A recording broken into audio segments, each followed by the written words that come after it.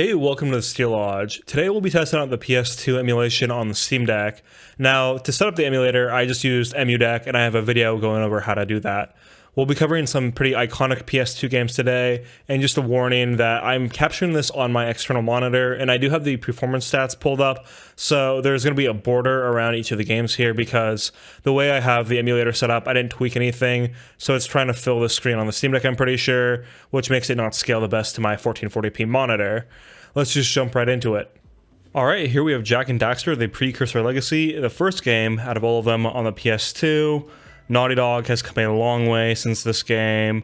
It's pretty crazy to even think that this is a Naughty Dog game compared to Uncharted and The Last of Us. This is just so different with the platforming and the action. One thing that always gets me about these PS2 games is a lot of them have weird inverted cameras compared to the standards that we have today. For instance, this one is horizontally inverted, where if I press right on the right thumbstick, the camera's going to rotate left.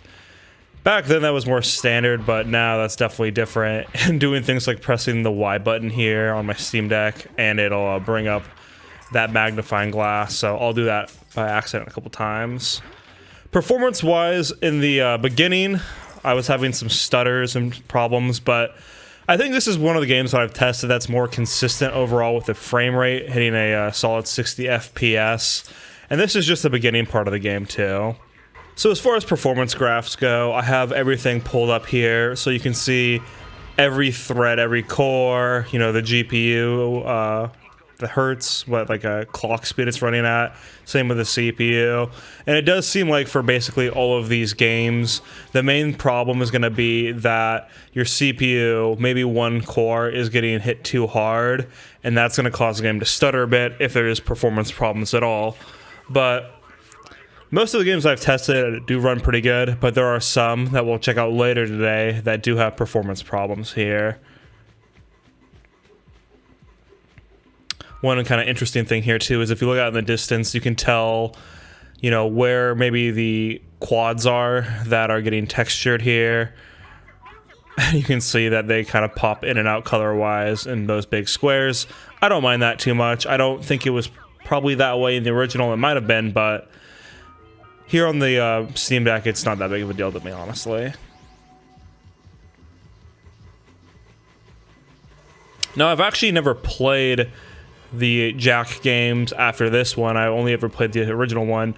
I didn't own a PS2 growing up, but one of my nearby neighbors did, and he was a pretty good friend at the time, so I went over to his place all the time, and Jak and Daxter was probably the game that we played the most over there. So I have pretty fond memories of this one in particular.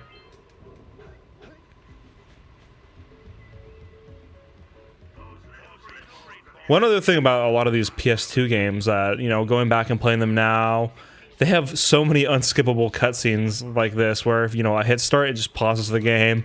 You can mash the face buttons and everything, but you just can't skip it. Even at the beginning of this game, you can't skip through any of the cutscenes there, you just have to watch through it. So that's not the biggest deal in the world, but can be annoying going back and replaying them, especially if you're just trying to get a recording like this where you might have to sit through an extended period of time where you just can't control the game at all, and you've already seen it all, so you don't want to have to wait through it again.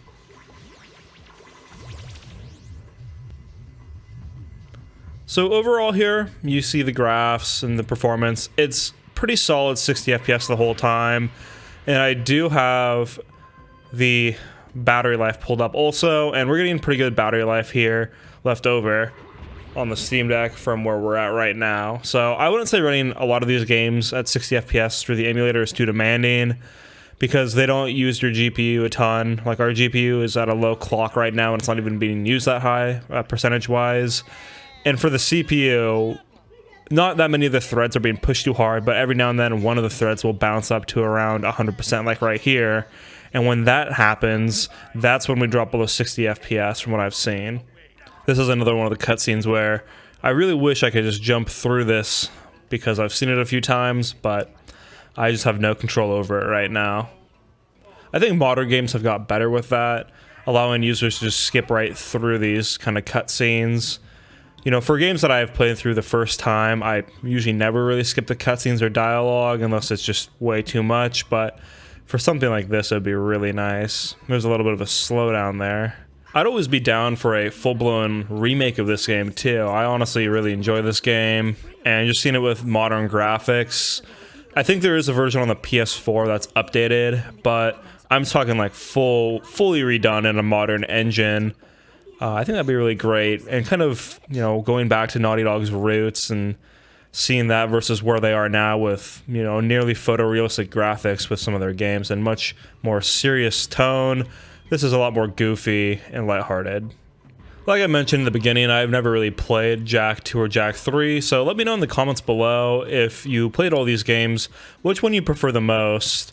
I think those ones have more maybe shooter aspects to them, like still action platforming, I believe, but even on the cover of the game, you know, Jak looks more serious and tough, and he's wielding a weapon. So this one, you don't get anything like that. It's just, you know, going around with Ratchet and using him like a freaking bat to hit enemies. It's pretty fun, or punching things. Another one of the things about these games is that the menus are so different compared to how the button layout is now, where, oh shit. For instance, in this game, to back out of menus, you press like what would be square or triangle, and then X and O are both confirm. So it's definitely different from now, where, you know, X is more of the confirm button on PlayStation and O is more of the cancel button. I think they just standardized that because both the Switch and the Xbox kind of have that same thing where A is the confirm and B is the cancel, but those obviously have the buttons swapped in locations for the Xbox and the Nintendo consoles, where the button layout on the Xbox and the PlayStation is a lot more similar. I'd imagine in the PS3 era was when a lot of that stuff kind of migrated over, since the Xbox 360 was super popular at the beginning with huge hits like Halo 3. I wouldn't be surprised if developers, just wanting to streamline the process, swapped all the buttons over to, you know, X and O, and then the first party developers kind of just went along with it as people's muscle memory adjusted to that. Alright, now we've got God of War 2. Genre-wise, this is a lot more up my alley than Jak and Daxter. And this is, again, it has a long-ass cutscene in the beginning that you have to watch and just wait through. You can't skip through any of it. But performance-wise, from what I played earlier, this game has a lot of performance problems on the Steam Deck. This cutscene here, you know, runs at 60 FPS fine, and this looks like pre-recorded footage that's being played back here, so that doesn't have problems. On the borders here of the image, we can kind of see some artifacts, so it looks like, with green, red, and purple pixels surrounding the border, but this is only because it's filling out my monitor here, and if we were actually playing on the Steam Deck itself, these problems wouldn't pop up. So I didn't really play any of the God of War games growing up. I did own a PS3 for a while, so I did play through God of War 3, not all the way through it, but a decent way through it. I really love the action, you know, hack and slash genre. Devil May Cry games are great. I actually went back and replayed it DMC1 pretty recently, so it's really cool to see the heritage of that genre. But one of the first games I honestly played that was more in this style was probably Ninja Gaiden 2 on my Xbox 360. I had a ski instructor that I liked a lot growing up, and he told me about Ninja Gaiden 1 because I liked Halo, so we talk about Halo, and then he told me about Ninja Gaiden Black, I think, on the original Xbox, and how that game was pretty hard and pretty cool. So down the line, when I got a little bit older, I picked up Ninja Gaiden 2, and I really enjoyed that game on the 360 also, but I got stuck at a certain part. It was pretty frustrating, but even going back and playing that game, it's fun. Another one on the 360 that really got me into this genre was Devil May Cry 4. I didn't really play any of the DMC games before that, and I really enjoyed DMC 4. And for me, DMC 5 is like the peak of this genre, along with Bayonetta 2. So going back and replaying, you know, now this God of War 2 or God of War 1 even, things have changed. I think things have gotten better. This game is just so over the top, with Kratos just being so pissed off all the time. It's pretty funny, honestly, compared to how he is now with the new God of War game, which I have played on the PS4. But it's a really good character development for Kratos. You know, here he's just so angry and filled with rage, which makes sense because of what happened to his family. So now here we actually get to the gameplay, and we were looking like we were locked at 60 FPS that whole time, but now you can see that performance problems are starting to pop up right away. And if we look at our CPU graph over there, we can see that one of our threads is hitting 100%, and it's bouncing around what thread it's on, but that's probably what's going on here from what I would guess, is that we're limited by literally one of those threads. The game is just using it so much, and we're trying to render more frames, but it just can't off that one, and it's not splitting up the load well enough. Because if we look at our GPU right here, the Steam Deck can go up to like 1600 megahertz, so we're well below that for what our GPU is actually running at, but percentage-wise it's kind of high, but definitely CPU problems are what's happening here, I believe. And I've heard online some other people having problems just like this with this game on the Steam Deck, so I'm not too surprised that it's exhibiting its problems here.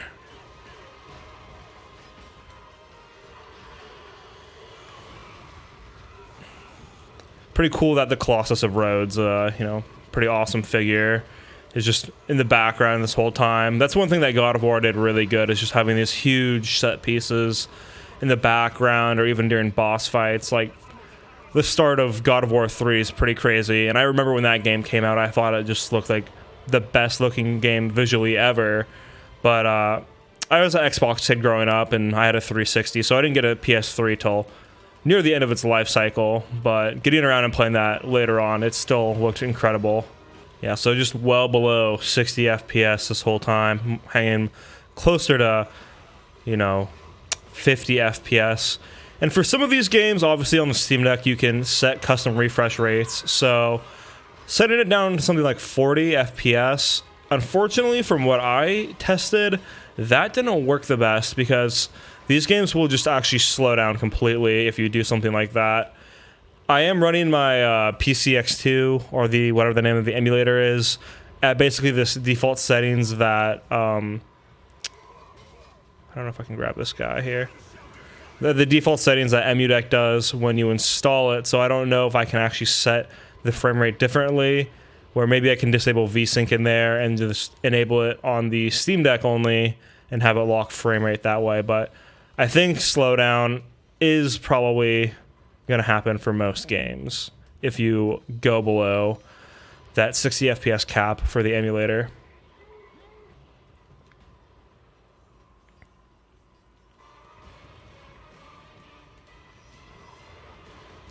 So during scenes like this, honestly, the frame rate evens out a decent amount, but it looks like during some of the heavier action sequences, that's when problems occur. We'll see how well I can avoid this hand here.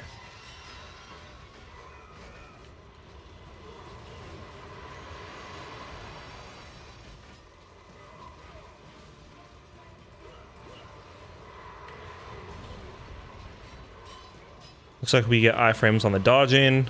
Like I mentioned, I haven't played this game really before, so I don't know the specifics mechanically about what I can and can't do. Another one that I played growing up was, well, I didn't beat it, but I played through the demo and some other stuff, was Dante's Inferno, which did seem like more of a direct God of War counterpart. During that time, I think since God of War was exclusive to the PS2, we got more games that seemed like direct kind of copies or clones. For instance, the Castlevania Lord of Shadow game. That one definitely seemed more close to God of War also, where they're just very kind of dark, edgy, and the hack and slash combat, very gory. Whereas something like Devil May Cry is a little bit more goofy, still kind of dark with the atmosphere. Definitely DMC1 has a very gothic atmosphere, but as they progressed, I think they took kind of that more light-hearted, goofy note and went along with it. My favorite thing in games like this is juggling enemies in the air, I'd say, and getting huge combo strings up there. That's always satisfying. I think a lot of people like the Blades of Chaos too. I think that's what these are called, or maybe these are Athena's blades right now, but I thought the design of them was so cool when I was a kid, and it's still really cool now, especially in God of War for the PS4 when you You know, you're playing through the game with a Leviathan axe, which is a great weapon in itself. It's so satisfying to use with how everything plays out mechanically, but I probably need to attack this guy's hand more. Think about it. Sorry, I've kind of just been talking a lot here, but yeah, the Blades of Chaos in that game are really cool, and you actually do unlock them.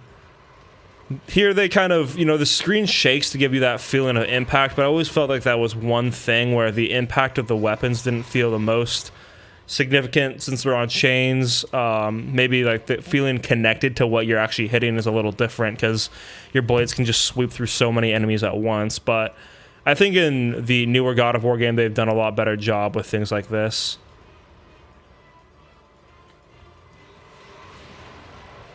Just the animations and everything in that game, and obviously the perspective shift, so that's different. Are we gonna launch ourselves here? This is pretty sick.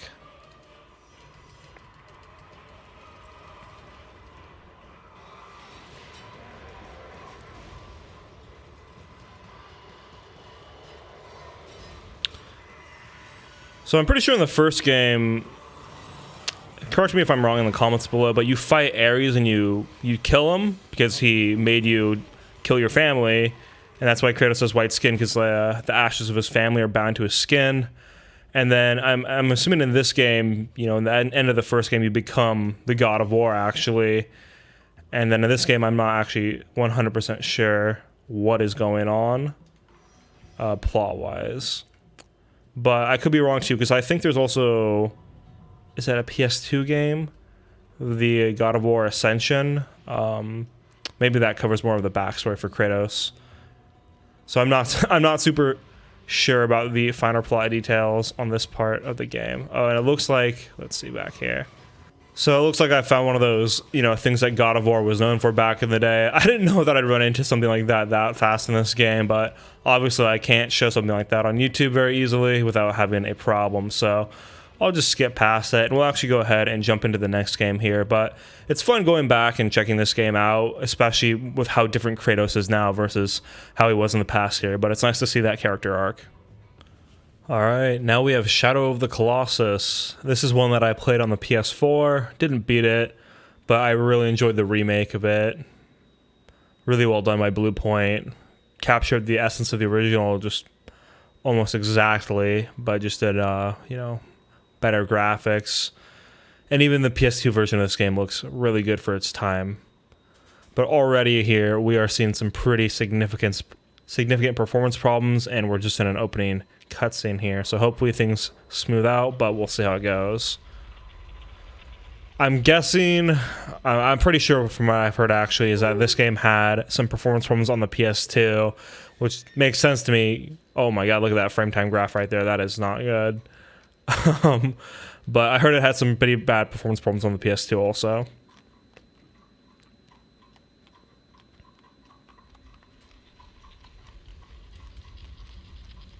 Luckily, we do have a skippable cutscene here, so we'll see if we can jump to the gameplay right away. Yeah, so out of all the games we've tested so far today, I'd say this is probably the worst performer by a wide margin, based on just the performance we're seeing here. It's making the game pretty unpleasant to play, with its controls already being a bit sluggish from what I recall. This is not very pleasant. Pretty cool that they do that drawback with the camera though to let you see. And also, sorry if you can hear my dog, he's furious right now. I played through the PS4 one a decent bit with one of my friends who has played this game many times, and if I recall, there are lizards around some trees or certain areas that give you more health, and I don't think the game tells you that much about it from what I know. But this is another game where I feel like the influence of this game has gone really far with even modern games, with things like Breath of the Wild as far as climbing on things go and huge bosses and just the open expanse. The inverted controls here are really messing me up too. So between the frame rate and the inverted controls and everything here, this is not a very pleasant experience. I would not recommend this one for emulation on the Steam Deck at the moment. Yeah, and it looks like one of our CPU threads here has basically been maxed out the whole time too.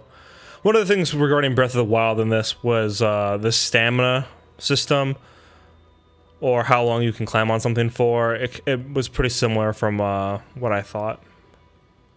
All right, let's see.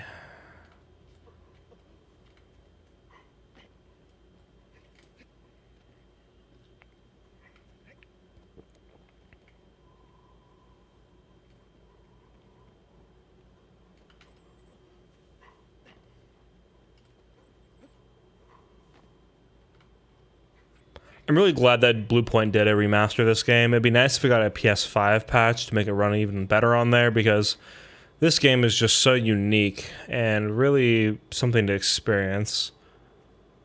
Just the, I love this kind of atmosphere of emptiness, a lot of loneliness, and just letting the player wander through an environment and figure out what's going on their own. All right, let's see if we can get this big guy's attention here.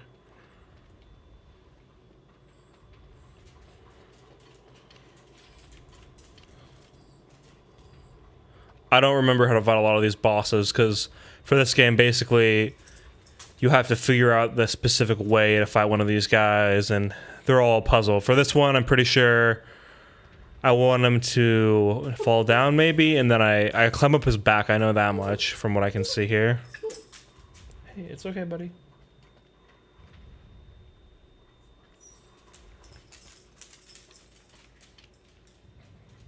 Let's try to jump on his leg right away without him noticing me.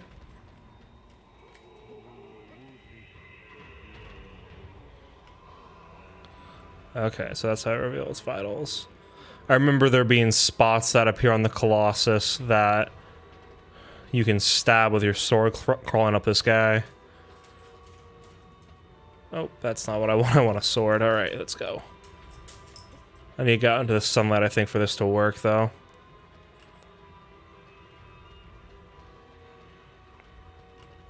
I never played the other game on the PS2. I think it was Eco that, I think this is Team Eco that made this game.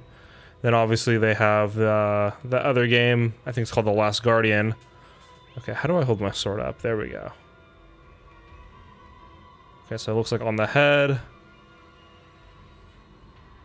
Pretty sure there was one on there. Oh, that's not good. Okay.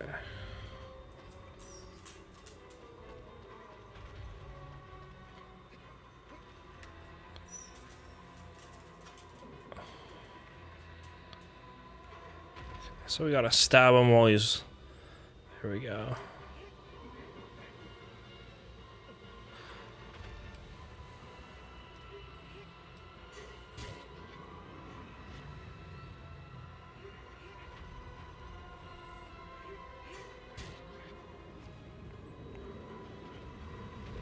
There we go. Now hopefully I can run up his back a bit, get to the head, and start stabbing away.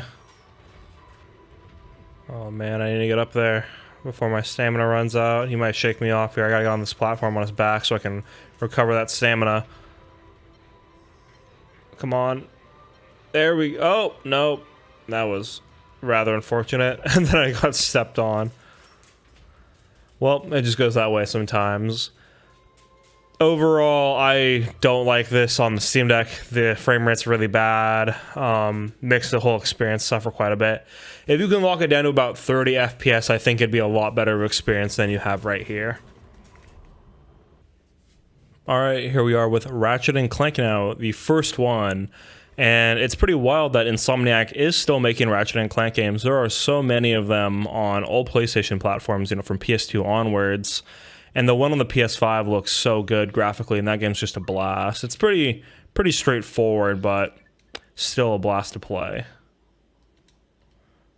And this is another game that I played a lot at one of my friends' houses, a different one than the Jak and Daxter guy, but we would play this all the time, and something like Dragon Ball Budokai 3 on his PS2, and I'd bring my Xbox over there and we'd play Halo. So we each gotta, you know, have our own consoles and our own games that we let each other play.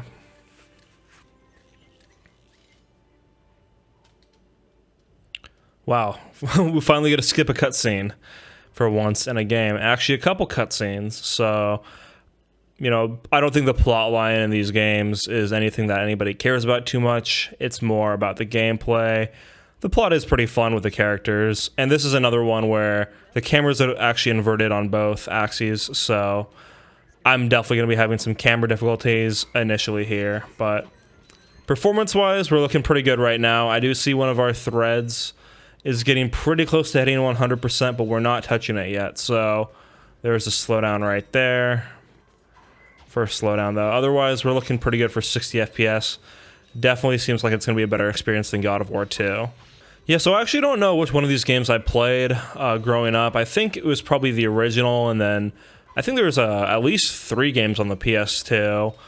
So I played probably a few of those. And, you know, one of the highlights about these games is that they have the most ridiculous weapons. And it's just not as much platforming. There's still a decent amount, but more shooting and just using ridiculous weapons overall. Oh, we can throw the wrench that way.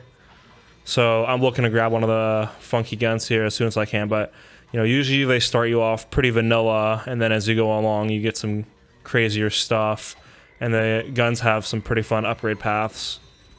So now we are getting some slowdown. Once again, if you look over, we are hitting 100% on one of the threads there. So I'm going to say that is what's causing the slowdown.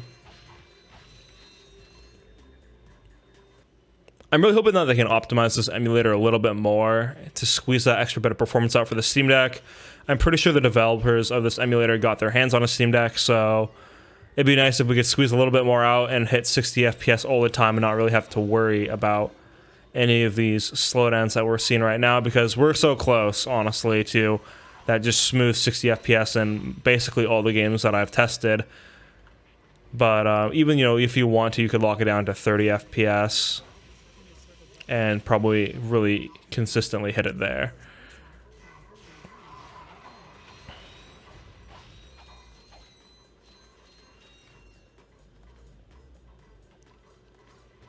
All right, let's see if we can aim it.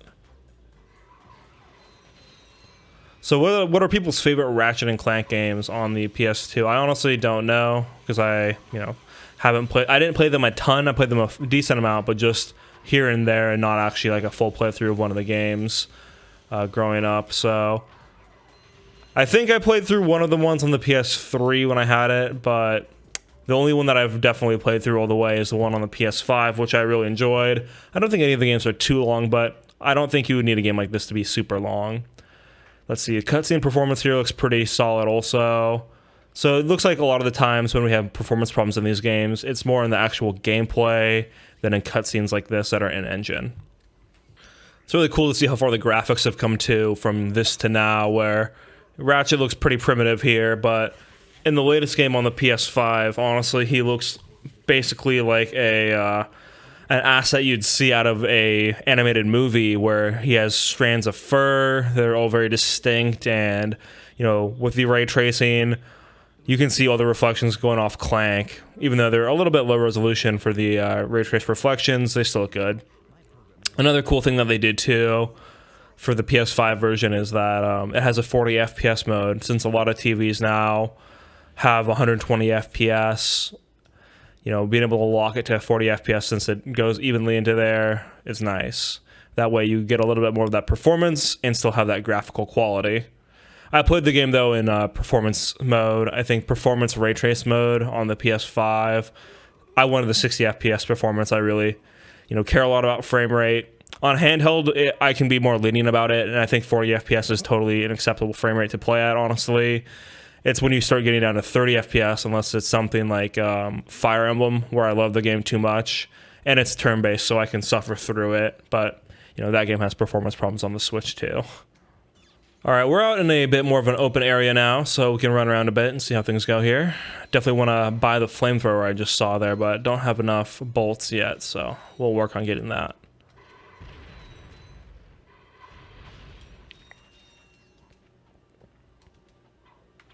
And I'm pretty sure all of the Ratchet and Clank games are developed by Insomniac. I could be wrong, but it seems like they have done a good job of keeping the series alive by themselves.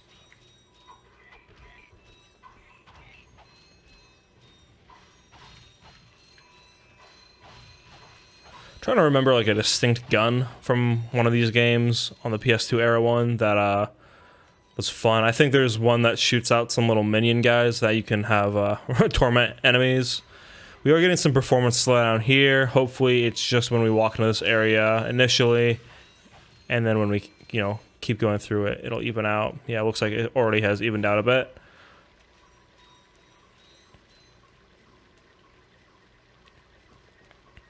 It's unfortunate, it's pretty far back.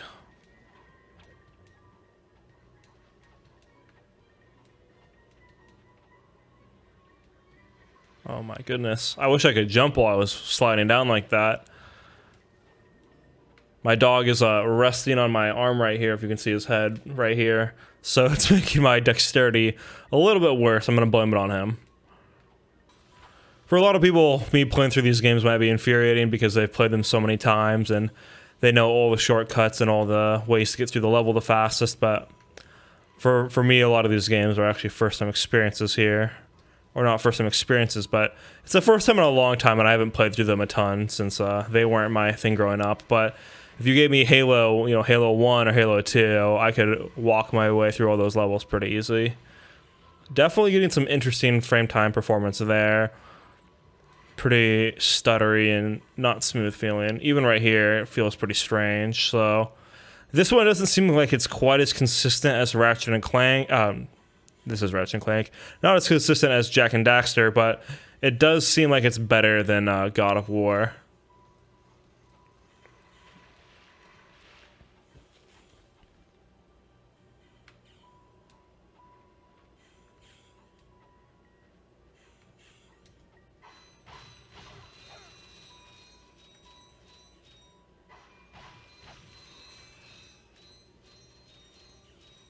This is another series where it feels like in the PS2 versions of the games, they try to make the games a little bit more mature as it went on.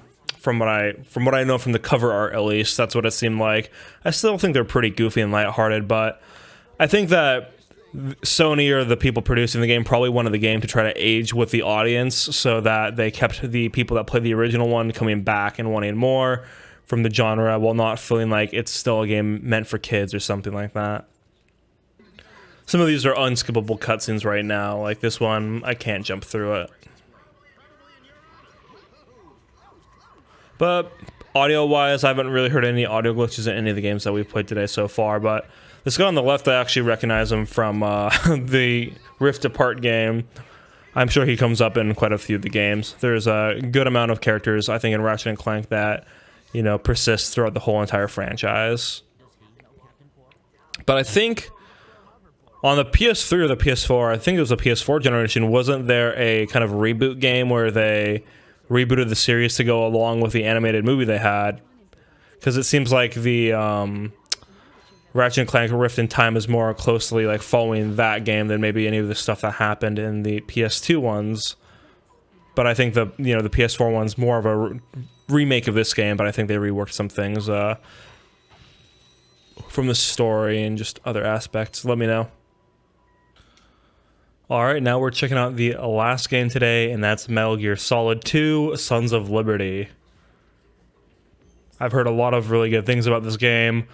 I've never played it personally, but I'm excited to just check it out a little bit here. Once again, I'm tricked by the X button being a back button. And I'm pretty sure this is the game where they kind of faked everybody out with the marketing, where they made it seem like you're going to play as Snake, but you're actually playing as Raiden for basically the entire game, and I think you just play as Snake in the first mission of the game. We probably won't get far enough in this to see, you know, me actually playing as Raiden, but the only Metal Gear Solid game I've actually played is Metal Gear Solid 5, and I really enjoy that game, but I know it's a departure from the norm for the franchise. And I'm basically just going to skip through these cutscenes here and get to the gameplay to see how it runs. But here, good performance and no audio issues.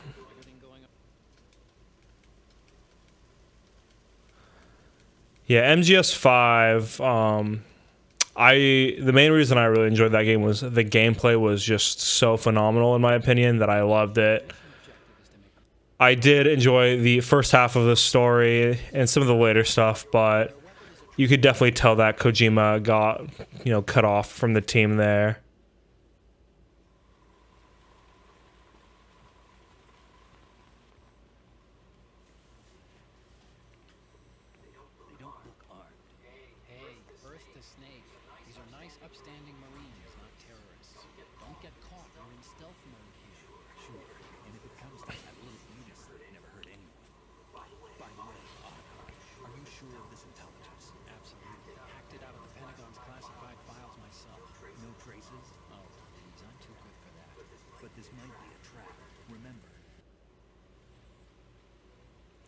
I have heard that these games are famous for how many cutscenes they have, especially for, I've heard there's like 24 hours worth of cutscenes in that game.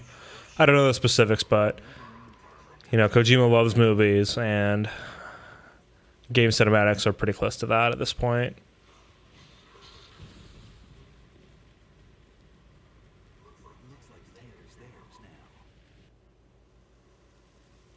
We'll see if I can actually get to some gameplay here. It's I wonder how long this opening cutscene and dialogue is if you were to just wait it out the whole time.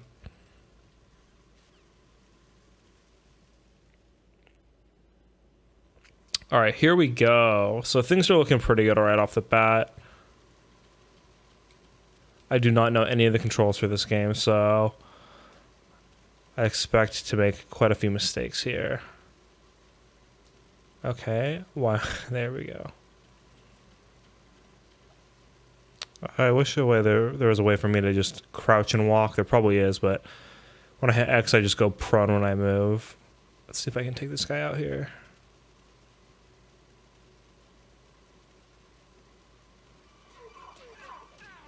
Alright, I didn't expect to do a whole combo string there on him, but... Oh. I got noticed, but I think I'm good. I don't know if I can... Oh! What the hell? Oh my goodness.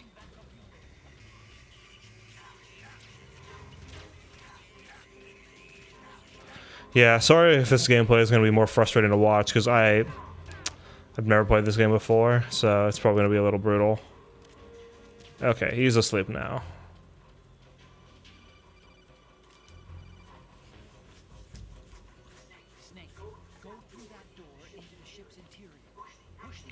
Performance-wise, though, it has been pretty solid. I haven't noticed any slowdowns or frame drops in the game, so if you do want to play this, I think this is probably a good way to do it. I'm just not the best at it, because I've never played it before. Alright, I think I'm just gonna die here, and then I can restart. I like how the, you know, in-game, they just talk about the UI elements. It's fine with me, it's pretty funny, honestly. I've heard about some pretty fourth wall breaking things with some of the MGS games where I think you have to plug like a second controller into one of the other slots. I don't know if it's this game or a different game, but that's pretty wild. Definitely thinking outside the box there. Alright, so I didn't really listen to what Otacon had to say here. He said, eat rations, but I think I'm just going to smoke cigarettes instead.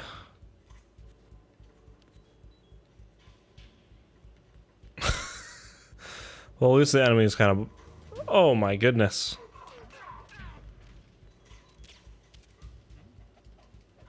Oh man, I'm definitely gonna die here.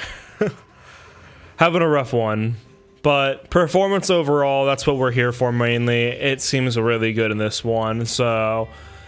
I might actually go through this on, you know, the Steam Deck and put in more effort to learn all the mechanics and actually how to play the game, because I've heard people just raving about this game, so... I'll have to try it out. I'll give this one more shot here real quick. One thing I noticed is that the enemies here are blinking on the UI there. I'm not sure if that is supposed to be that way or if that is some glitch that's happening. I'm going to go ahead and assume it's supposed to be that way.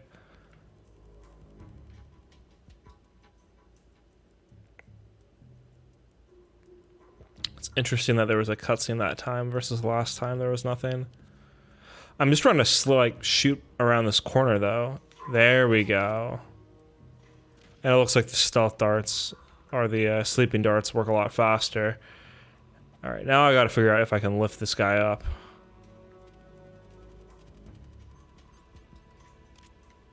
Well, we can take a photo of them. I believe the first Metal Gear Solid game's on the PS1. I'm not sure, actually. And I think it's more of a 2D art style than this. I've heard people saying that this game had mind-blowing visuals for the time when it came out, especially like the rain effects. That was just crazy for the time.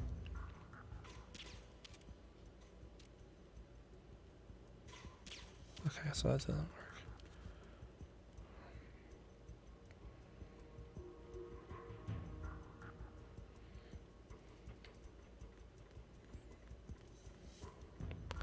Yeah, this honestly is probably the best performing game that I've seen so far out of the whole bunch that we've tested, which is great news for people that want to try it out.